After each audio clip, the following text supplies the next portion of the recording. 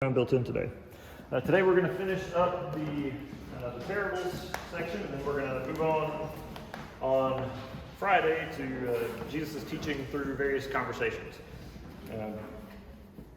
So we're going to begin today with where we got to, where we left off in this class on Monday.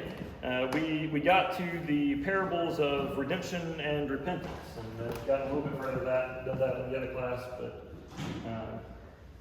for this class we got to redemption and repentance.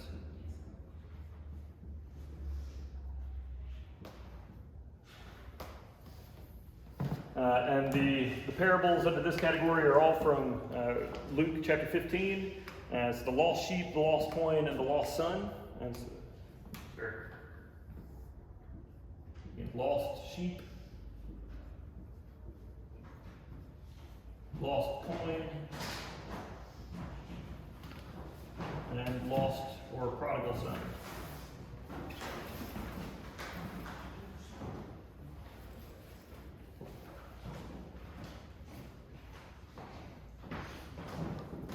Before I go any further, is there anybody that needs to take the exam? There were a couple of people that I did not have exams for that didn't take their exam. If not, cool. If you do, move up here to the front row and start the exam. You need to take the exam? No. So starting here on Monday, we discussed briefly the first two and then kind of stopped before we had time to get to the last one. But in this sequence, Jesus is telling several stories about something that's lost. And in the first one, there's a shepherd that has 100 sheep. I think they're trying to tell you that your exam is up there if you want to pick it up. There's there's a shepherd that has 100 sheep, and one of them gets lost. And the lost sheep, the shepherd says, he leaves the 99 in the field to go and find the one that was lost and bring him home. And then there's the parable of the lost coin, where a woman has 10 silver coins and she loses one of them somewhere in her house. And so she's frantic. She tears everything apart. She sweeps out the whole house to find the one coin that's lost, and finds it. And in both cases, both the sheep and the coin, afterwards, they throw a big celebration, a big party. And then finally, there's the parable of the lost son, or the prodigal son. And this story is a little more full-fledged and developed. There's a lot more to it. In this story, a man has two sons. And the first son, or the older son, is not really a character until the end of the story. But he does what he's supposed to. He follows the rules, does all those kinds of things. The younger son, though, comes to his father one day and says, "Father, I want you to divide the inheritance and give me what's supposed to be mine. Give me what's going to be mine when you die." So before the father dies, he comes and says, "Father, give me my share of the inheritance." And there was no legal requirement that the father had to, but the father does. The father gives him his share of the inheritance. And so he takes his portion of the family's wealth, the inheritance that he would get when his father dies, and he moves away and goes off to another country. And while he's there, he sets himself up really nice, and he spends money extravagantly. He spends money on all kinds of things. Many of them he shouldn't be spending money on, that would not make his father proud.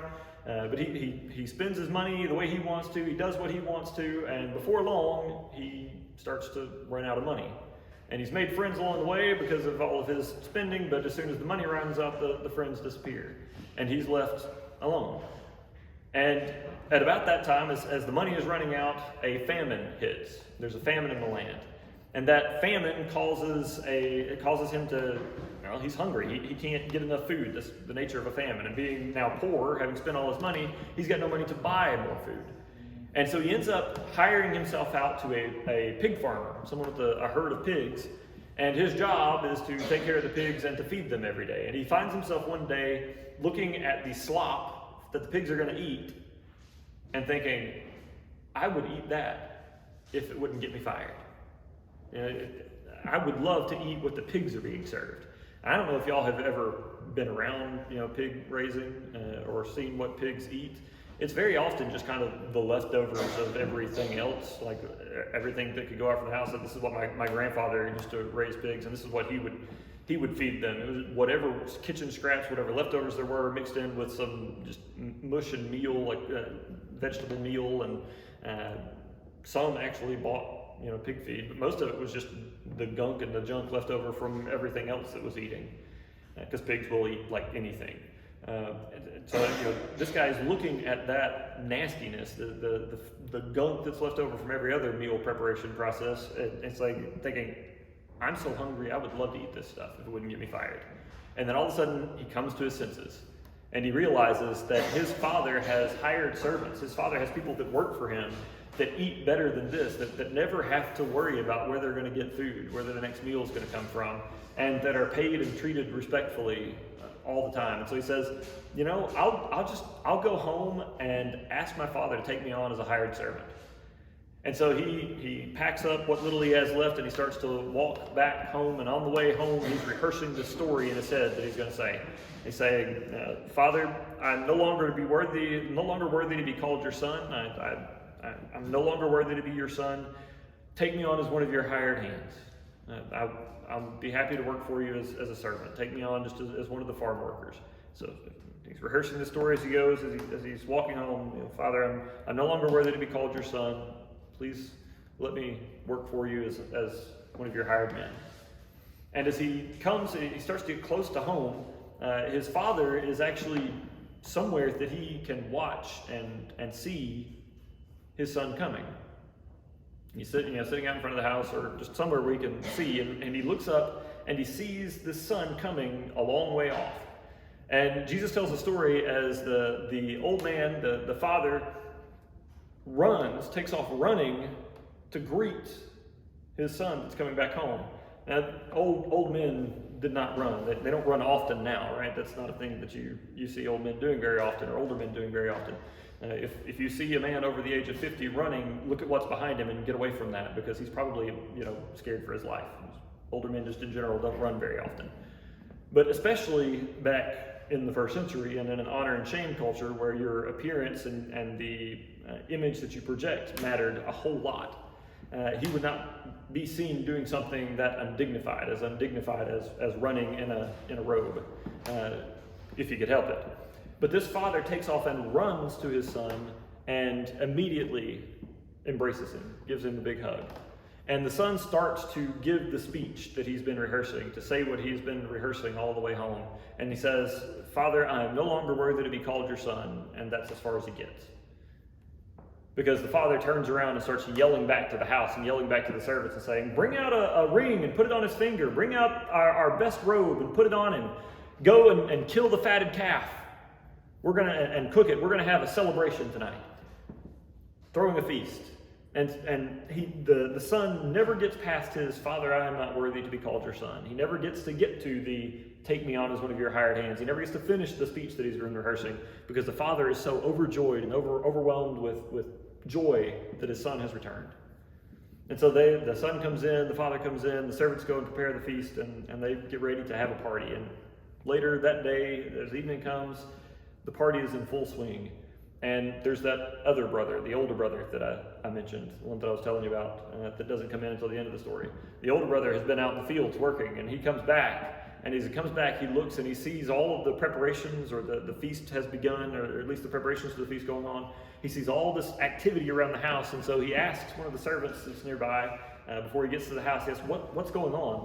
What's happened at the house? And the servant says, "Your younger brother has returned, and your father has killed the fatted calf, and they're celebrating. We're celebrating." And the older brother is angry, indignant that his father has done this for the younger brother, and so he refuses to come in the house. And so the servants go and tell the father, and the father comes out and talks to the older son. And the father says, "Your brother's home, come in." And the older brother says, "All the years that I have worked for you, all the years that I've been doing and following the rules and doing what's right, you have never even once offered me even a goat to celebrate with my friends. But this useless, worthless son of yours that's gone and squandered all the family wealth, this worthless son of yours comes home and you kill the fatted calf." he's just angry and bitter that the father has done this for the younger son that has messed up. And the father replies and says, "Son, all that I have is yours. Everything that I have is yours. You ever wanted to go celebrate? You could take it. You have it.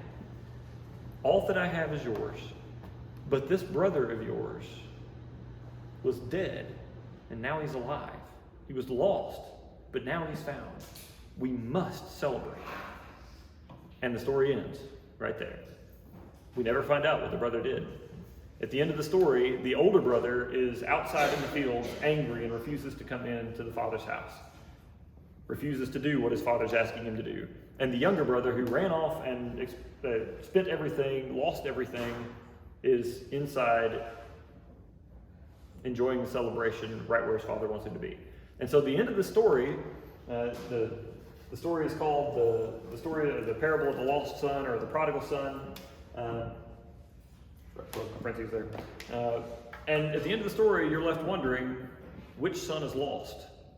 He's got two sons. Which one of them is the lost son? Which one of them is the prodigal son? It seems like the obvious answer is the one that goes off and squanders all the family wealth and messes up in all the big way. But at the end of the story, which son is in the father's house doing the father's will? The younger one that messed up. And which son is outside the father's house, outside the father's will? The older son that had done all the right things and followed all the rules. But at the end, was bitter at his father and bitter at his younger brother because of what the brother had done and what the father was doing to celebrate his return. And so at the end of the story, you're left wondering, which one is really the prodigal? Which one is really the lost son?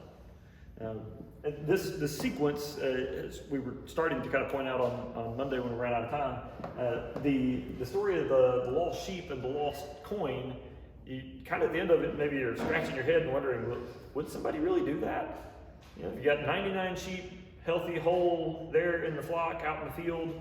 Do you really leave them and go chase down or find the one that is lost to bring it back and risk losing the other 99? And then do you throw a big party with all your friends and probably spend more than the lamb is worth in order to celebrate its return? Maybe. I mean, it's somebody that just, it's kind of, somebody might do that. It's kind of far-fetched, but maybe. And then the lost coin is, so it's one silver coin that's lost. She has 10, there's one lost. And so she spends a whole day tearing the house apart, searching everywhere, sweeping out everything, cleaning everything until she finds the coin, and then throws a feast, throws a big party for finding the one coin that was lost. She probably spent as much as the coin was worth in order to throw the party, right? Would somebody really do that? Maybe, but I can't see me doing that, right? But then there's the lost son. And now suddenly the thing is of such value that it does make sense. This son goes away as he wanders off. And when he comes back, though he might expect, and anybody else, somebody else, looking at the story objectively might expect the father to be angry, might expect the father to be ticked off, might expect the father to put him through his paces and make him really work for acceptance again. If he wants to come back home, he's going to have to prove he's different, prove he's changed. And you might expect the father to have some kind of reaction, or be resistant, or just totally reject him after the embarrassment that he's caused the family. But instead, the father does something that is totally undignified and runs to his son, doesn't even let him finish his "I'm sorry" speech and "will you take me on as a hired servant" speech, before the father is lavishing gifts on him and restoring him to his former place as a son in the family and a place of honor, and then celebrating his return, his being found. That reaction of a father to a son that's wandered away, we can understand, right? The son coming home and you want to throw a party because your son has come home, that we can understand. And so this, more than the first two, this one, there's kind of a building action in these stories. And the last one, you really can understand how a father would feel, what he feels towards that son, and why he would do that. And so you can finally understand maybe how God, that's the point of the series, is how God reacts to one of his children that repents and turns back or comes back to him. One of his children that returns home, that comes back to relationship with him. So that's the redemption and repentance series that there in Luke chapter 15. It's the story of the prodigal son is next to the Good Samaritan, probably the best known of Jesus' parables. It's very, very well known. So continuing on now, we're going to look at the next category that we didn't get to the other day, the eschatological, or the parables that have a bent towards eschatology, or an eschatological point. As you've just heard me say it now 3 times, eschatological is the term that is usually, it describes something that has to do with eschatology. It's the adjective form of eschatology. And I'm not going to write it down. It's ICAL at the end of eschatology instead of the Y, eschatological. But it's a whole lot of syllables, so I'm not going to make you remember it. But eschatology is, if you remember from the definition the other day, the study of the last things, or what's supposed to happen at the end. And the first story, or the first parable in that series, is the parable of the rich fool. And this is in Luke chapter 12, verses 13 through 21. In Luke chapter 12, verses 13 through 21. And in this parable, the parable of the rich fool, Jesus tells the story of a rich man that has he's had a great year. He owns a lot of land, and that land has produced a bumper crop this year. It's an amazingly good year for farming, and he has brought in a huge crop. And crop is basically, it's one of the shows having barns built up and filled with the produce of your land for the year. Was one of the kind of big markers of wealth in this period, this time, because you could exchange food, exchange your produce for most anything, right? And so to have a whole lot of stored up produce was a sign of wealth. And so this guy has had a great year. And so he goes and he looks and he says, he's got all of this produce, all of this crop that's come in, and he looks at his barns and he says, my barns aren't big enough. I don't have anywhere to store all this. So he starts to think, well, what should I do? I know what I'll do. I'll go and I'll tear down my barns and build bigger ones and store all of my grain. Just make myself even bigger barns, store all of this grain, and then I'll have enough that I don't really have to do anything for a few years. I'll have enough to sustain me and enough to just have, and I can take the next few years off, eat, drink, and be merry, and not have to worry about anything. And so he decides that's what he's going to do. And then Jesus says, but God says to this fool, to this rich man, you fool, this very night your life is going to be required from you. Tonight you're going to die. So you're going to die tonight. And then who's going to get all of this stuff that you stored up, all of this grain that you put aside for yourself? So you fool, this very night your life will be demanded from you. Then who will get all this that you've prepared for yourself? And then Jesus finishes and says, this is how it will be with whoever stores up things for themselves, but is not rich towards God. And the point of this parable, Jesus just kind of spelled it out, as those who store up a lot of things for themselves, but are not rich towards God. So the point of this parable seems to be that those that store up big amounts of wealth for their own use and just hoard their own wealth, but don't do anything to prepare for what happens after death, are fools. If you spend everything that you have and all of your life building up a great big pile of fortune, or always worried about getting and gaining for here and now, what's there when you die? How have you prepared for what comes next? And that's the idea. Is that Jesus is saying that it is foolish to hoard up and to acquire stuff for yourself just for this life, and never put any thought into what will give you wealth, or what will be beneficial or advantageous in what comes after death. So that's the parable of the rich fool. Then the second in this category is from Luke chapter 12, just a little later, starting in verse 35 through 48. And you can call it the parable of the watchful servants, or parable of the watchful servants is good. And this story, the parable of the watchful servants, Jesus is teaching them about kind of a similar or related idea of being prepared for what comes next, what comes after death, what comes during the last things or after life is over. And so he says, be dressed and ready for service, and keep your lamps burning, like servants who wait for their master to return from a wedding banquet. And so the image that he builds in this story is that, imagine that there is a wealthy man that has servants that work for him, and they live in his house, and he has gone for a wedding feast, and he's going to come home from the wedding feast at some point. And you or all of us are like servants in that man's house. And what we want to be is dressed and ready when the master comes home. We want to be found at whatever time the master comes home, whenever that might be. We want to be found working, right? Ready for his coming. I don't know if y'all have ever had a job like where you worked for like hourly wage. That's usually about 50-50 at this point. Most people, or a lot of people, have. My age, I graduated high school in 2001, and almost everybody, like 3/4 or more of the people had some kind of a job where they worked an hourly wage, and so it was, seemed to be much more common to work like that a few years ago. But I worked in grocery stores, and I worked specifically, if anybody's from the Decatur County area, I worked for Lackey's Supermarket in Parsons, and that was my job. And there were a number of times that I would be working and the owner of the store would leave, right? They would have to go run an errand or do something. It was a small mom and pop kind of grocery store, and so the owners were the managers. They were the ones that were in charge and were there every day. And there would be, some points, boss would leave, owner would leave, and they might be gone a few minutes, they might be gone a few hours, but it was going to be a world of pain. It was going to be a bad situation if they came back in and when they got back, they found me sitting on my thumb somewhere twiddling and not doing anything.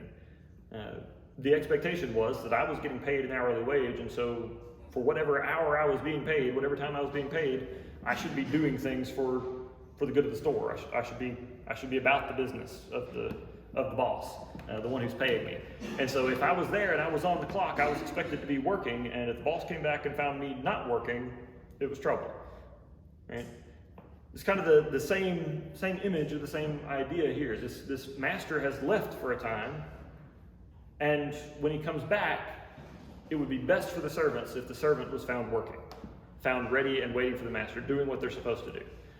And Jesus goes on and says, in fact, it will be good, it will be best for that servant if they're found working, and the master will even take them in and sit them down at the table and serve them in his joy and his happiness to find them at their post, doing what they're supposed to do, ready to open the door for him when he comes back. The master will sit them down at the table and wait on them and give them the meal and take care of them and be as their servant for a while.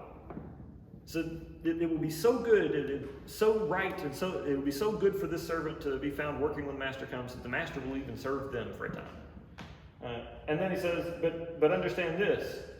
If the owner of the house had known what hour the thief was coming, he's shifting to a totally different image now. If the owner of the house had known what hour a thief was coming, then the owner would have stayed up and waited for him. And he wouldn't have let his house be broken into if he had known when the thief was coming. But you must be ready. You must also be ready, because the Son of Man will come in an hour when you do not expect him. And so this is kind of part of a larger teaching. Jesus teaches at several points along the way during his whole spread of teachings that at some point he is going to go away. That at some point he's going to not be around his disciples anymore. He's going to go away, and then at some point he will return. And the time of that return, the day and the hour of that return is unknown. Nobody knows when that's going to be. And so he tells his disciples multiple times in multiple different ways that his followers need to be ready whenever that moment is. Whatever time, whatever moment Jesus might return, they need to be ready for that day. They need to be ready for that moment and be found at their post, doing the right thing, working whenever that is, whenever he comes back. And this parable is one illustration or one of the ways that Jesus is teaching this idea at this point. That he will go away, but at some point he is going to return. Christians call it the second coming or the return of Christ, or there's a couple of the glorious appearing. There's a couple of other terms that get applied to it. But it's a part of Christian teaching, Christian understanding that Jesus, though he is gone now, he's not bodily here on earth, that someday he will return, and that will be the end. At the end of all things, Jesus will return, and we must be ready for that day. And this is what one of the moments when Jesus is teaching that idea. And then finally, there's the parable of the great banquet from Luke chapter 14, verses 15 through 24, parable of the great banquet. And this is one of the odder ones, or one of the harder ones to accept because of how it ends, but it's the story. Jesus tells the story. The idea is that there is a man that has, a wealthy man that has decided to throw a huge banquet. This ruler, this leader is going to throw this great banquet to celebrate something. So he's going to throw this great feast, this great banquet, and he has sent all these invitations, and he's invited all these people to come to this banquet. And when the banquet is prepared, when everything is ready for the guests to come, he sends some of his servants out to go and to inform all of the invited guests that the banquet is prepared and to come on to the meal, come on to celebrate. But all of those invited guests start making excuses and end up not coming. And so the first one says, is, I have just bought a field and I have to go and see it. Please excuse me. And the second is, I just bought 5 yoke of oxen and I'm on my way to try them out. Please excuse me. And the last one says, I just got married, I can't come. Of those, the last guy kind of has, I guess, an excuse. The first two are just kind of, obnoxious. I just bought a house, now I got to go see it. Didn't you see it before? Or I just bought several yoke of oxen, the equivalent. I just bought a car, now I got to go drive it. Those are they're flimsy excuses. But regardless, they were invited guests. They were told that they would need to come. They agreed to come. They knew about when the feast was going to be, and now the time has come, and they're making excuses and not showing up instead. And so when the master is informed that all of these invited guests have refused to come, he gets angry. And so he tells his servants to go out and just find people that are willing to come. Go out quickly into the streets and alleys of the town and bring in the poor, the crippled, the blind, and the lame. Bring in the people that, most of the time nobody's going to invite to anything. Go and bring go into the alleys and find the people that are stuck in the alleys and bring in the blind, the crippled, the poor, and the lame. And the servants do. They go and they bring in all these people, and one of the servants comes back to the master afterwards and says, "Sir, we've done what you asked. We brought in all of those people, and there's still room at the table. What do you want us to do?" And the master says, "Go back out into the roads and the country lanes, even outside the city, the alleyways and whatnot. Those are the streets and the alleys of the town. This kind of in-town idea. And then he says, go out into the roads and the country lanes. Go even outside the town. Go out into the country and find people and bring them in. Bring those people in. And because I want my house to be full. I want my house full." And then it closes with the master saying, "I tell you, not one of those who were invited will get a taste of my banquet." And so the image or the idea here is, this is another one of those parables where Jesus is confronting or is kind of taking a shot at the religious leaders and those that had exposure to the Old Testament and the law and the prophets. They had all of the preparation. They had this invitation. God had given the people through the law and the commandments and the prophets. He'd given them an invitation to this moment when Jesus has come, and then a kind of final moment when God sets all things right. God had given them this invitation to all that he planned to do. And when the time came, when God sent his son, when the Messiah was here, they didn't respond. They didn't react. They didn't obey. They didn't come. And so Jesus is saying that now God is angry with those invited guests that rejected him, that refused to come. And now God is bringing in people from everywhere. Anybody is welcome to come and to fill his house. But those who were invited are out. Those that made excuses, those that rejected the invitation when the time came, they're out. This is one of those, I mentioned this with another parable, this is one of those parables that have been used or that people have twisted in the past to justify anti-Semitism. And anti-Semitism is, of course, the hatred of Jewish people or racial prejudice or bias against Jewish people because of them being Jewish. And that is not what Jesus is saying or doing at all. here. His point, or his what he's saying, is that the people of Israel had all of this preparation, had this ability to respond, and all of those who reject him and refuse to recognize him when he's here in the flesh, they don't have any good excuse. Right? Their excuses are flimsy and poor because here he is. Right? There's no reason that we or anybody else should use this story or any other ones like it to reject or to despise or to justify the mistreatment of any Jewish people now or then. Jesus was saying that those that missed him were missing something that they had been specifically invited to.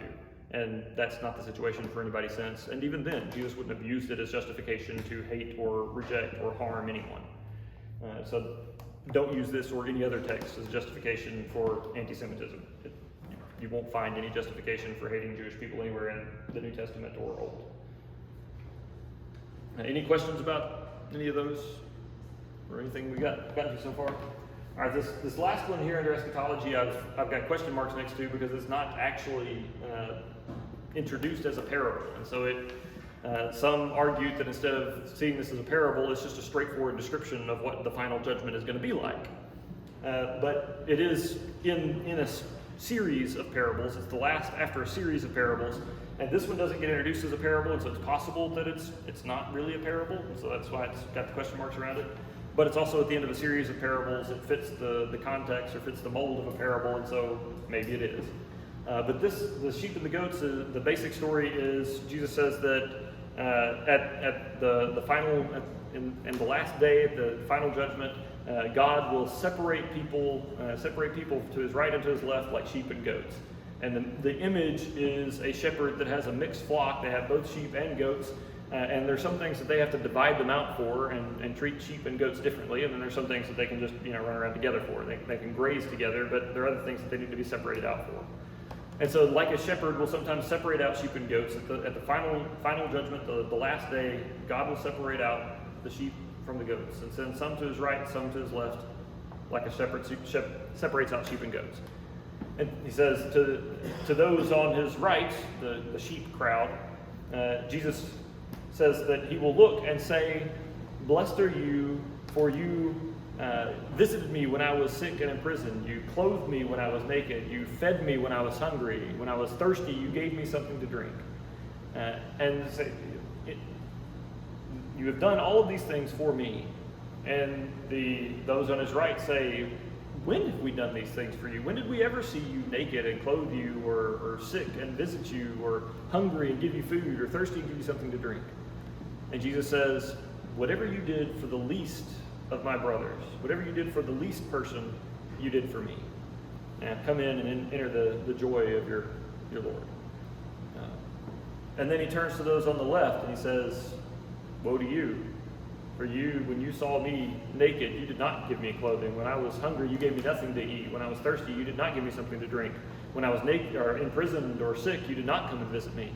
And those on the left say, "When did we ever see you sick or imprisoned and not come and visit you, or naked and not give you clothing, or hungry or thirsty and not give you what you needed? When did we fail to do any of these things?"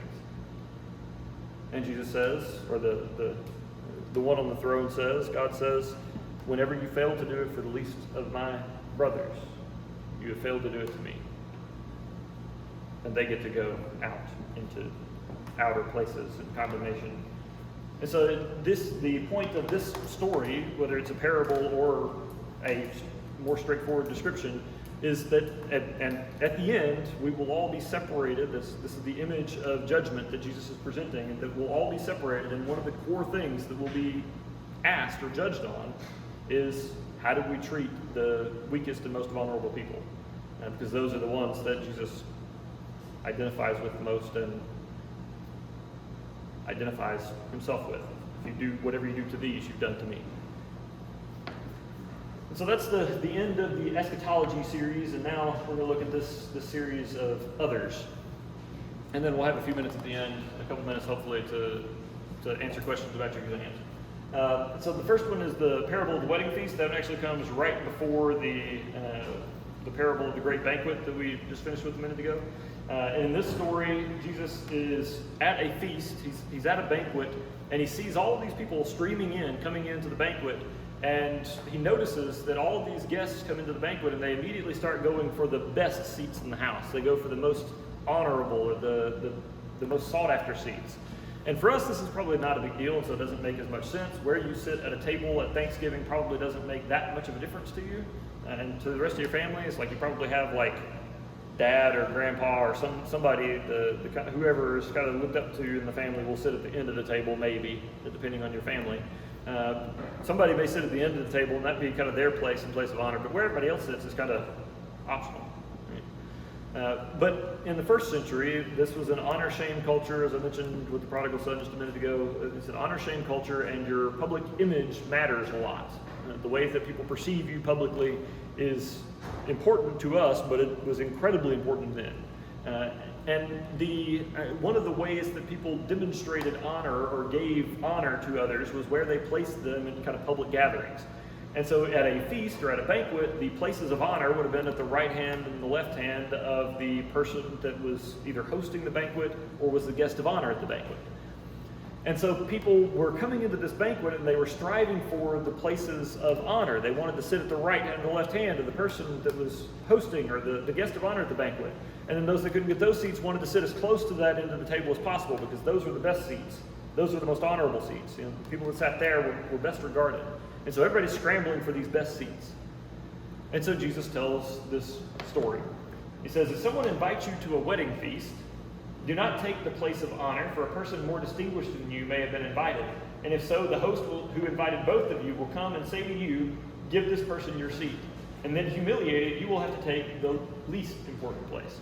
So if you take the best place, or if you take a place high on the table, and the host intended that seat for someone else, somebody that's more important than you, or has a greater position in the society than you, that's how that worked in an honor-shame culture. If that seat was intended for somebody else, the host will come and tell you to get up and give your seat to them, and then you will have to take whatever's left, which is probably going to be in the least important seats, the worst seats at the table. So Jesus says, don't do that. Instead, when you are invited, take the lowest place, so that when the host comes in, he will say to you, friend, move up to a better place. And then you will be honored in the presence of all the other guests. For all those who exalt themselves will be humbled, and those who humble themselves will be exalted.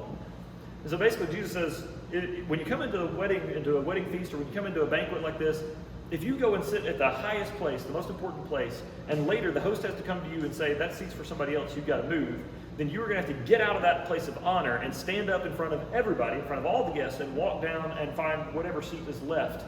And everybody is going to watch your walk of shame until you sit down at the worst place, the least important place. And that's how everybody's going to remember you.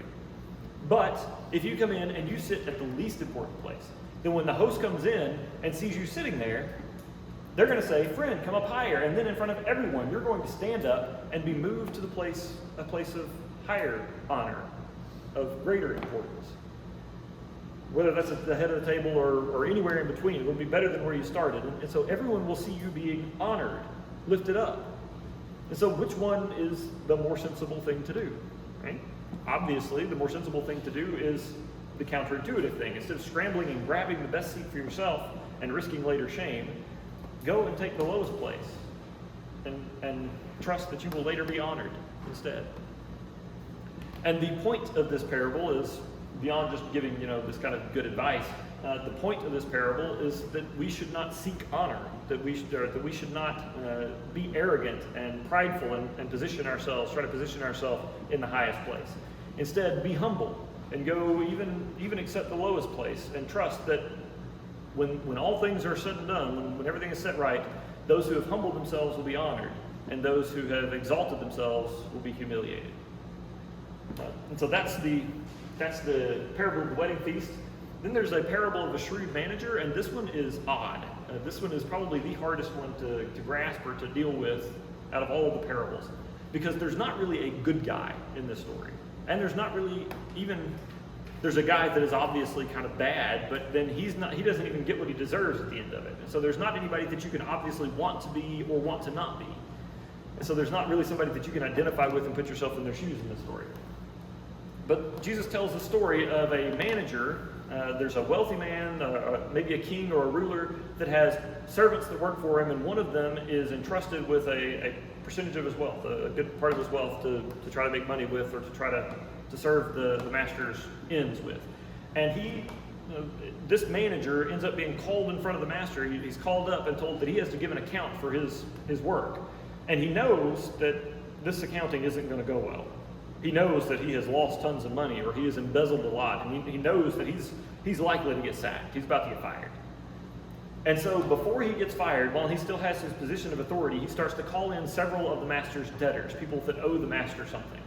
And so he starts calling them in, and whatever they owe, some it's an amount of olive oil that they have borrowed and have to repay, and some it's an amount of grain, and some it's money, and so on. Whatever the stuff is, whatever they owe, this shrewd manager, this dishonest manager, calls them in and says, take what you owe and make it less.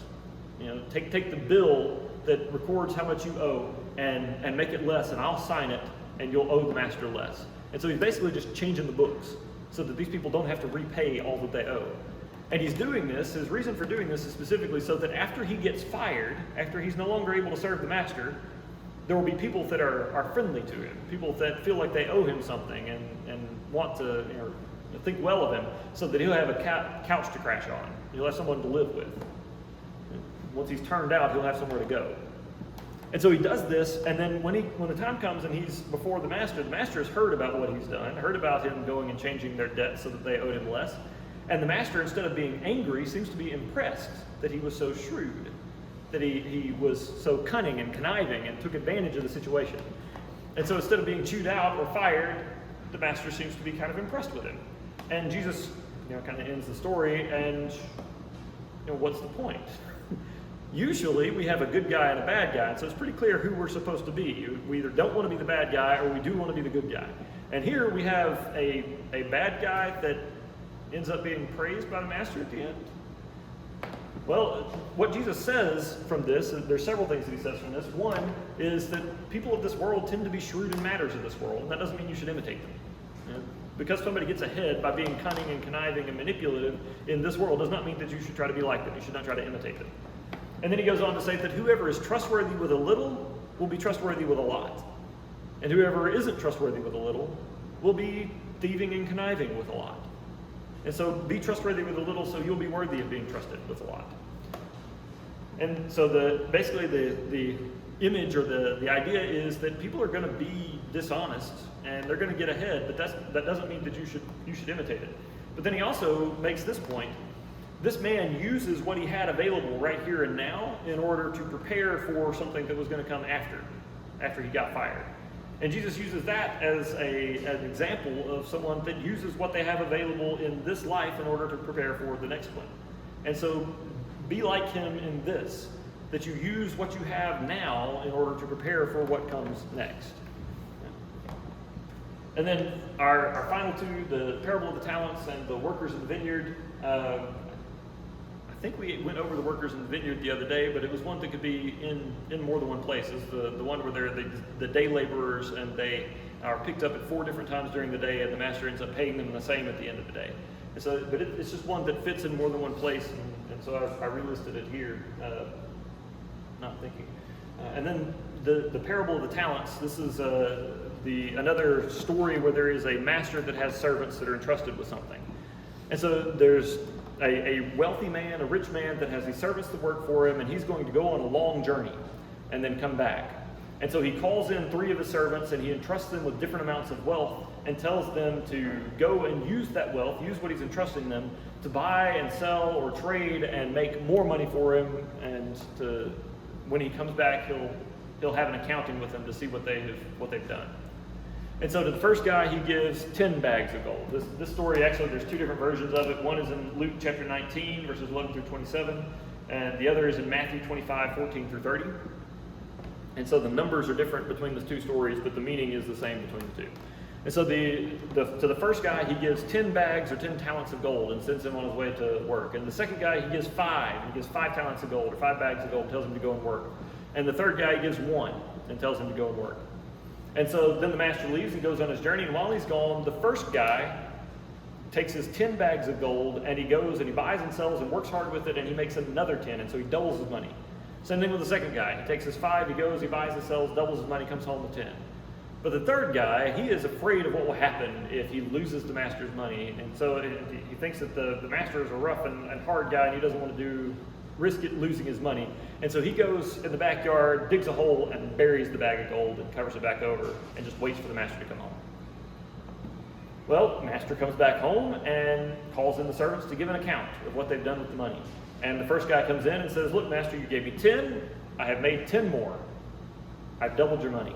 And the master is extremely pleased with him, celebrates him, and then gives him command over an even larger investment or a larger area. In fact, one of them is he's made 10 bags of gold, and so you have charge of 10 cities. So he becomes a governor over 10 cities. And the second guy comes in and says, look, master, you gave me 5. I made 5 more. I doubled your money. And same reaction. Master's extremely pleased with him, celebrates him, and then gives him charge over even more. And in one of the versions, 5 cities.